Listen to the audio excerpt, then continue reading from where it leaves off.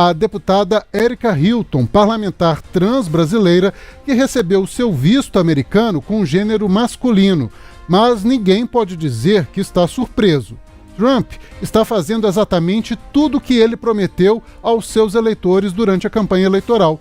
Só que talvez muita gente não acreditasse que ele levasse tão a sério essas promessas. No caso da deputada Erica Hilton, ela iria palestrar em um painel de diversidades e democracia ao lado de outras autoridades brasileiras durante o Brazil Conference. A participação de Erica no evento foi autorizada pela presidência da Câmara dos Deputados como uma missão oficial da parlamentar nos Estados Unidos. A equipe da parlamentar afirma que desde o início o governo Trump vinha dificultando a liberação do visto. Para essas finalidades, a Câmara dos Deputados pede o visto de seus representantes diretamente à embaixada do país a ser visitado. Érica é uma das primeiras parlamentares trans da Câmara dos Deputados do Brasil. A outra é a nossa Duda Salabert, do PDT, daqui de Minas Gerais. Ambas foram eleitas para o primeiro mandato em 2022. Pelas redes sociais, Erica Hilton fez uma nota de repúdio ao governo americano, mas também um desabafo. Ela chama de fixação do governo Trump contra as mulheres trans, ignorando inclusive documentos oficiais. Vamos ver a mensagem postada pela deputada? A gente vai mostrar aí na tela. Ela publicou nas suas redes sociais falando que não se surpreende por isso estar acontecendo nos documentos de uma pessoa trans dos Estados Unidos. Ela também fala do nível de ódio e fixação dessa gente com pessoas trans. Afinal, os documentos que apresentei são retificados e sou registrada, segundo ela, como mulher, inclusive na certidão de nascimento. O que preocupa a parlamentar, segundo ela, é um país estar ignorando documentos oficiais acerca da existência dos próprios cidadãos e alterando conforme narrativas e desejos de retirada de direitos da presidência da vez. E chama muito a atenção quando ela diz que os documentos oficiais, inclusive a certidão de nascimento, está registrado com gênero feminino. A parlamentar concedeu a gente aqui de O Tempo uma fala em que ela explica qual é o sentimento dela atualmente.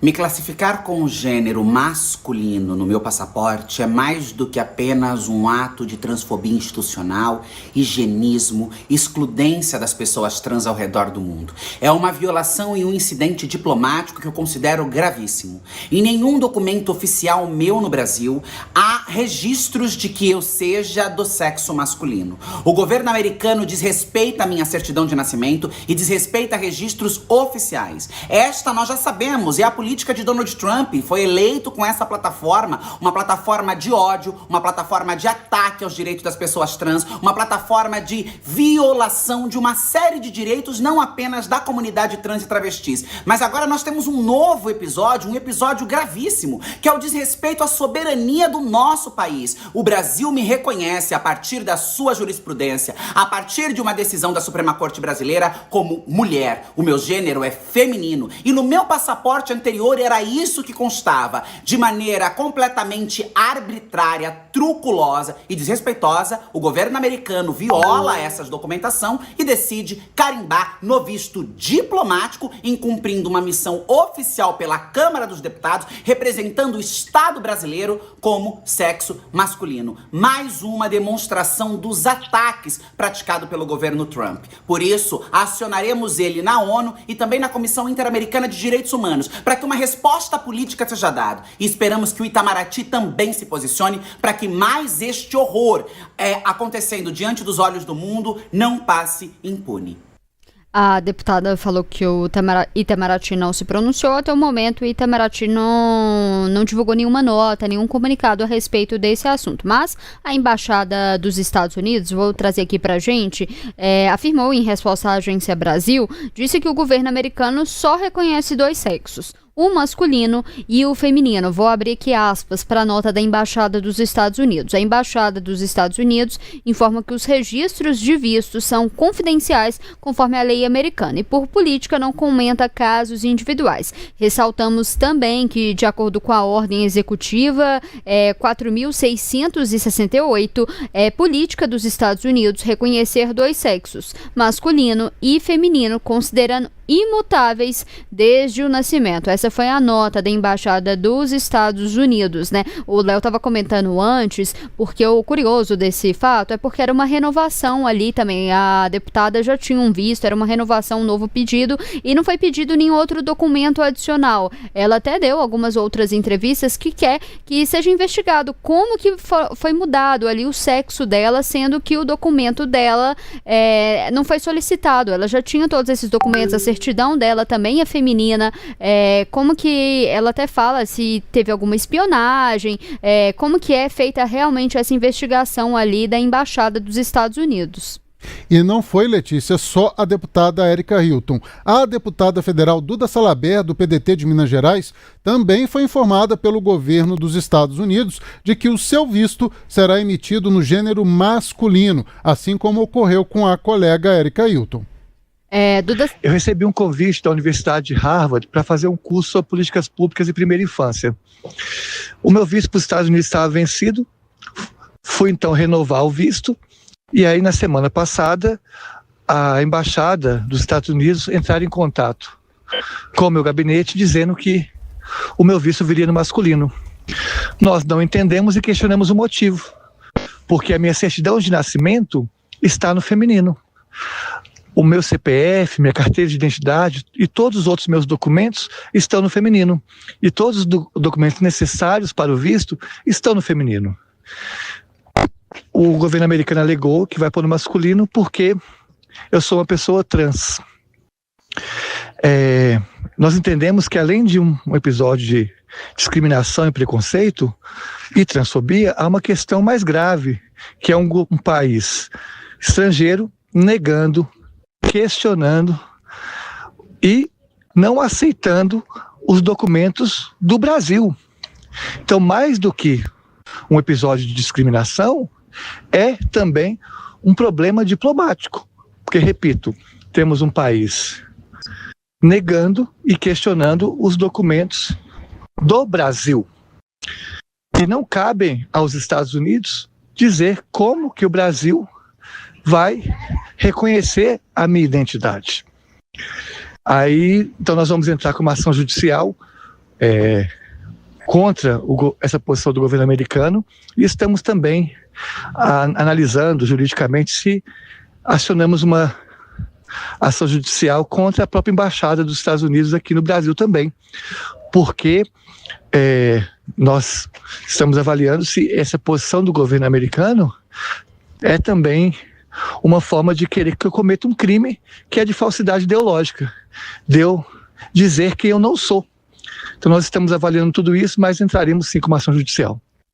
Essa foi um áudio, né, que a deputada Duda Salabert enviou aqui pra gente exibir exclusivamente aqui pro Tempo, né?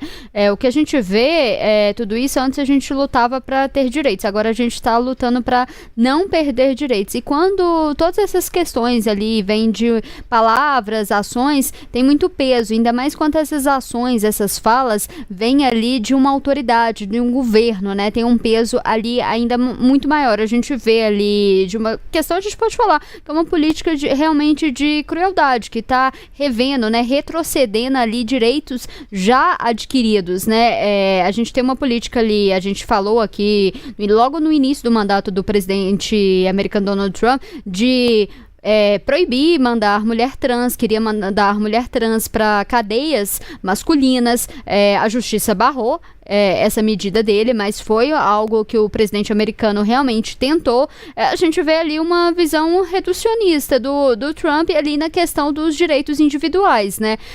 Agora, realmente, me assustou como que foi feita essa questão ali do consulado, porque a deputada Érica Hilton, ela tinha ali já um visto anteriormente. Como que foi feita essa investigação se ela não entregou nenhum documento a mais? É importante também saber como que é feita essa questão ali dos vistos americanos também, como que é feito toda essa análise.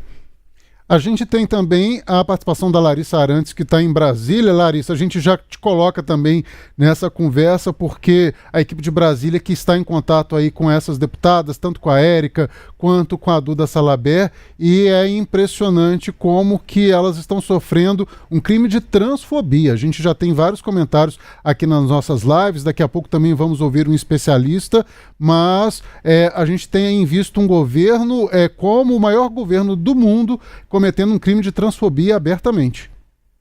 Não, exatamente, assim, é lamentável, né, Letícia, Léo, é lamentável a gente ver isso acontecendo, são dois relatos muito fortes, né, e hoje, ali no início da tarde, quando Duda Salabert também faz o mesmo relato, né, ela se manifesta ali desejando força também para Erika Hilton, destaca que, né, para além de tudo, é também um ataque à soberania do Brasil, porque Duda Salabert também destacou que todos os documentos dela estão ali no gênero feminino, né? Não tem nada de oficial em relação à documentação que ela entregou que faça referência ao gênero masculino. E um outro ponto que me chamou a atenção, Letícia e Léo, e aí também já dando um spoiler do nosso próximo tema, é que tanto Erika Hilton quanto Duda Salabert foram convidadas por universidades dos Estados Unidos para darem palestras ou cursos, né? E são essas universidades que estão sofrendo também com ataques do governo do presidente Donald Trump, com ameaças ali de retirada de verbas para que cumpram com políticas como reduzindo a inclusão, reduzindo a diversidade. Então, me chamou muita atenção esse ponto de ligação entre esses dois temas, porque, de um lado, temos Érica sofrendo isso, temos Duda Salabert sofrendo isso, e temos as universidades norte-americanas também sofrendo com esses ataques de Donald Trump, Léo e Letícia.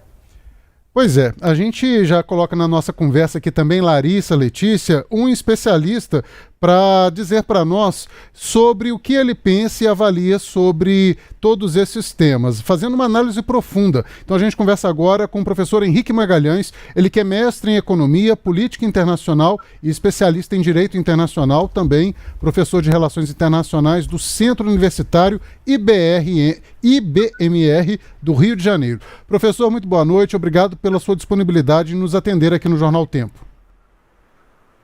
Boa noite, Léo. Boa noite, Letícia. Boa noite, Larissa. Obrigado pelo convite. Professor, então já inicio perguntando para o senhor como que o senhor avalia essa decisão do governo americano em colocar aí no visto de duas brasileiras, duas deputadas federais que são trans, mulheres, com gênero masculino no seu visto e fazendo com que elas cancelassem a sua ida oficial na Câmara dos Deputados para os Estados Unidos. A decisão do governo americano, na perspectiva do direito internacional, ela detém certa legitimidade, porque um Estado ele tem a prerrogativa de soberania quanto à concessão de visto. E aí, quanto aos documentos em si, ele pode considerar documentos novos, documentos antigos, reinterpretações ou não. Então, dentro da questão de soberania, do conceito de soberania nas relações internacionais, há essa prerrogativa do governo americano. Entretanto, como a própria deputada falou, isso pode sim gerar um incidente diplomático, porque a deputada é uma congressista, é uma autoridade, e tendo um incidente com uma autoridade brasileira, isso pode sim gerar um incidente diplomático. Bem mais do que a nomenclatura, se é ou não um incidente, seria mais interessante, mais importante a gente considerar as consequências, né? O Itamaraty realmente irá se posicionar, como virá esse posicionamento, porque, querendo ou não, isso pode sim impactar as relações entre Brasil e Estados Unidos, que já estão bastante impactadas devido às tarifas do Donald Trump. Professor, eu queria perguntar para o senhor como que esse tipo de retórica, né, esse tipo de ação ali do presidente americano, como que ela fortalece ou fragiliza, de certa forma, essa posição dos Estados Unidos ali como líder global em democracia e direitos civis?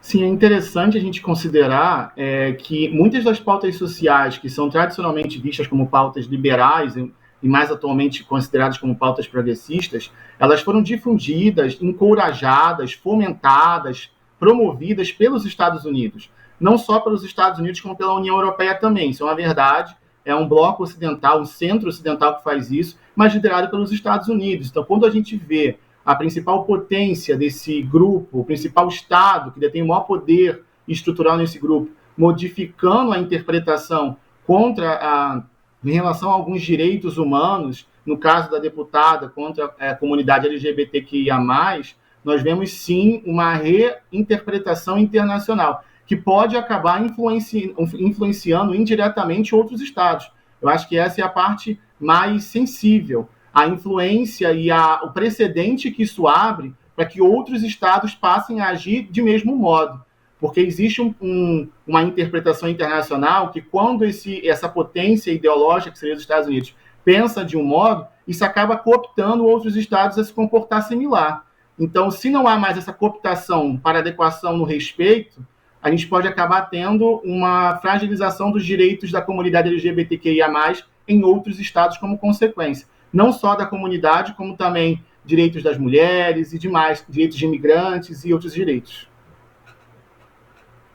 Do ponto de vista do que pode ser feito, né? A gente viu a deputada Erika Hilton dizendo que vai acionar a ONU, a gente viu a deputada Duda Salabert também falando em ação judicial contra o governo dos Estados Unidos. O que do ponto de vista, né, prático, seja judicial ou alguma outra estratégia, pode ser colocada em prática na tentativa de reverter ou de fazer com que, por exemplo, o governo norte-americano tenha que se retratar, enfim, o que é possível fazer de fato?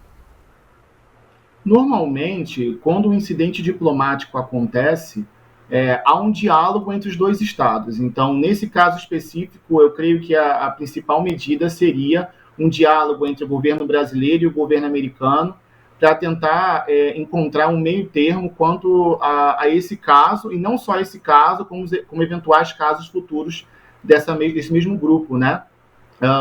No que compete à comunidade internacional, o Brasil, legitimamente, como um Estado soberano por meio do seu governo, pode sim acionar entidades internacionais como o Conselho de Direitos Humanos, pode acionar tribunais internacionais. A própria deputada falou que acionaria a Corte Interamericana de Direitos Humanos. Isso é possível.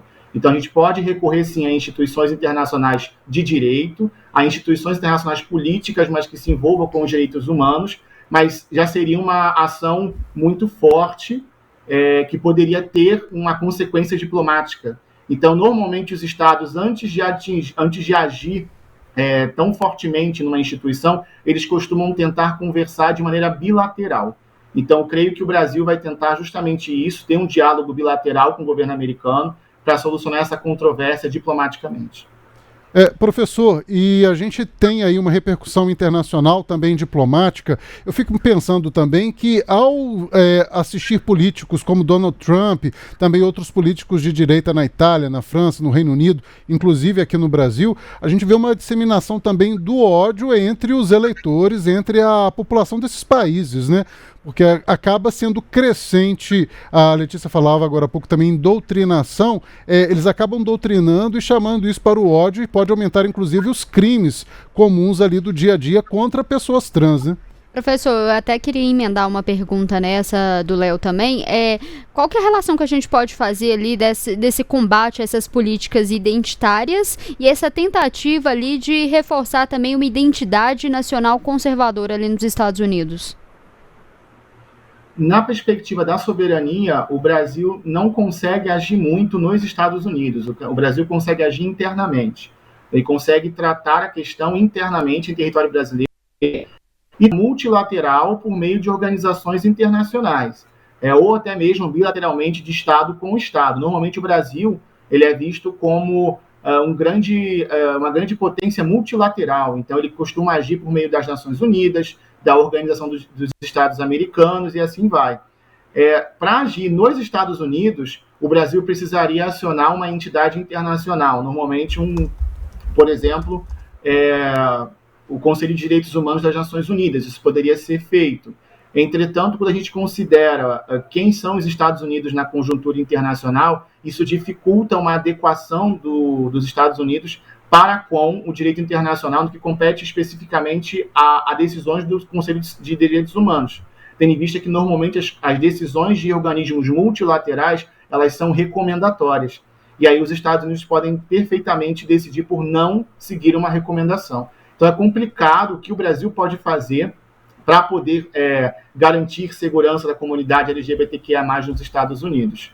Mas internamente cabe à soberania brasileira decidir. É essa a questão que está em debate entre as congressistas, se a soberania brasileira foi desrespeitada ou não, tendo em vista que o Estado brasileiro reconhece elas como mulheres e existem documentos que comprovam isso. Professor, agora fazendo uma conexão entre essa situação das deputadas federais com o que a gente tem visto nas universidades dos Estados Unidos, né? Inclusive fazendo essa ligação aí, elas foram convidadas, se eu não me engano, as duas por Harvard, para darem palestras, darem cursos, né? E a gente tem visto esses ataques do governo norte-americano em relação a políticas de inclusão, políticas de diversidade nas universidades, e determinando ali que essas instituições de ensino suspendam esse tipo de política ou teriam ali financiamentos suspensos ou cortados, né? A gente viu, inclusive, manifestações em Harvard, mas né, eles não aceitando suspender essas medidas, mas em Colômbia já foi diferente. Queria uma avaliação do senhor em relação ao que a gente está vendo nos Estados Unidos, né? Esse ataque, como as universidades podem responder e se existe alguma possibilidade da comunidade internacional ajudar as instituições de ensino a não sucumbirem, né, a essas determinações do governo norte-americano. Na perspectiva do modus operandi do governo Trump, é uma ação tipicamente de um líder ultraconservador. No que compete a questões sociais, ele tem uma pauta de costumes muito latente. Então ele combate determinadas visões, ele combate determinadas interpretações e ele tem feito sim uma pressão para com as universidades. Isso é bem fácil de entender, porque a sociedade em si, majoritariamente, ela funciona como se fosse uma grande máquina. E as pessoas acordam, trabalham, comem, conversam e dormem. E aí é a academia que propõe reflexões. Então, se eu impeço que a academia proponha certas reflexões que não são convenientes para a minha visão de mundo, para a minha visão de sociedade, não há muito quem irá questionar determinadas ações. Então, a gente pode interpretar que essa pressão do Trump para com as universidades pode ter esse viés de tentar, de algum modo, não impedir, mas dificultar a promoção de valores que não é do grupo político dele. Promoção de valores que não são seguidos pela sua pauta de costumes. Agora, quanto ao que a comunidade internacional poderia fazer, eu acho que a pressão internacional é muito bem-vinda para diversas questões. Como eu falei, podem ter pressões, podem ter cobranças internacionais, em especial por meio de organismos multilaterais, como a ONU, por exemplo. Entretanto, quando a gente vê que se trata dos Estados Unidos, ainda é complicado interpretar como que isso pode afetar o posicionamento doméstico dos Estados Unidos. Porque, pelo mesmo motivo do Brasil, existe o princípio de soberania. Então, os americanos eles podem decidir por seguir ou não uma recomendação ou por ouvir ou não uma pressão internacional. E considerando que estamos tratando de uma das principais potências internacionais, isso ainda se torna ainda mais latente. É mais complicado ainda a gente entender como que o mundo consegue interferir de algum modo, protegendo essas universidades que não cedem à pressão do governo. É complicado entender e, ao meu ver, é bem improvável que isso aconteça. Professor, vou pedir licença para o senhor, mas só para a gente contextualizar, a gente está falando sobre essas questões das universidades. Vou trazer aqui uma sonora da porta-voz americana, porque pressionada sobre essa ameaça ali do presidente americano de tributar Harvard como entidade pública e remover seu status de isenção fiscal, a porta-voz americana disse, em linhas gerais, que a universidade precisava se desculpar porque Harvard rejeitou no início da semana inúmeras exigências do governo Trump que, segundo a porta-voz americana, cederiam o controle da instituição a um governo conservador que retrata as universidades como perigosamente de esquerdas. Vamos acompanhar o que a porta-voz americana disse. Primeiro, quando se trata de Harvard, como eu disse, o presidente deixou bem claro que eles devem seguir a lei federal. Ele também quer ver Harvard se desculpar, e Harvard deveria se desculpar pelo flagrante antissemitismo que ocorreu em seu campus universitário contra estudantes judeus americanos. Houve professores que disseram que ela havia se envolvido em comportamento discriminatório contra estudantes judeus. Claro, você teve o ex-presidente da universidade dizendo que o bullying e o assédio dependem do contexto. Você também tinha um acampamento em Harvard Yard que todos nós vimos diante das câmeras. A universidade não impôs disciplina formal a nenhum aluno por essas violações de conduta antissemita, incluindo a ocupação de um prédio do campus e a interrupção das aulas com megafones.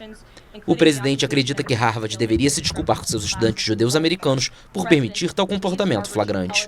Quanto ao status de isenção de impostos, eu o encaminharia ao IRS para quaisquer atualizações. É impressionante a gente ouvir assim, uma porta-voz do governo americano falando desse jeito em relação à universidade, a maior universidade do mundo, considerada a melhor universidade do mundo, porque fazendo uma comparação com as universidades brasileiras, a gente tem a ideia de que a universidade é um espaço aberto do conhecimento, da liberdade de ideias, né? Onde governo nenhum brasileiro, pelo menos na história mais recente do Brasil, tentou reprimir assim de maneira tão aberta a manifestação política ou social dos seus estudantes, né? A gente vendo na Universidade de Colômbia que teve que colocar até uma polícia no campus e com liberdade para prender estudantes, ou então teria uma verba de 400 milhões de dólares bloqueada, eu acho isso um absurdo. Professor Henrique, trazendo o senhor mais uma vez para essa discussão, o senhor acha que isso pode limitar aí até mesmo o aumento do conhecimento dentro dessas universidades, se isso perdurar por muitos anos? De algum modo, sim, Léo, porque quando a universidade não tem liberdade de gerir esse conhecimento, de proporcionar uma coletivização, diversificar essas interpretações de mundo que nós temos, a gente pode sim impactar diretamente não só a qualificação profissional desses estudantes, bem como a evolução da sociedade americana em si. Não devemos necessariamente fazer juízo de valor se é ou não certo, mas pensando nas consequências, são consequências sim que podem prejudicar a sociedade americana, porque aí a universidade ela só vai conseguir lecionar ou considerar aquilo que o governo americano a dá. Então essa perda de liberdade pela universidade, isso pode impactar sim, tanto a promoção de conhecimento aos estudantes, como mesmo a evolução da sociedade americana como um todo. Professor, pensando do ponto de vista até econômico mesmo, né? Com base em pesquisas, com base ali no dia a dia da ciência feita pelas universidades, que muitas tecnologias, por exemplo, são desenvolvidas, né? Será que uma pressão nesse sentido em relação ao governo de Donald Trump também não poderia surtir algum efeito no sentido de, olha, vários dos avanços tecnológicos, várias das apostas das empresas norte-americanas estão ali nas pesquisas desenvolvidas nas grandes universidades como Harvard. Isso poderia também servir de pressão para que ele não volte atrás, mas para que não avance nesses ataques em relação às universidades, professor? Sim, na perspectiva econômica e empresarial, isso poderia sim servir como uma pressão, porque o governo de Donald Trump ele é fortemente ligado a grandes empresários. Então, se essa pressão para com universidades fosse ruim para os negócios de alguns empresários, essa pressão poderia vir dos próprios empresários, e aí talvez ele tivesse que ceder. Entretanto, há uma grande parcela dos empresários que já adequaram os seus tratamentos empresariais a essa interpretação trumpista de pauta de costumes, entende?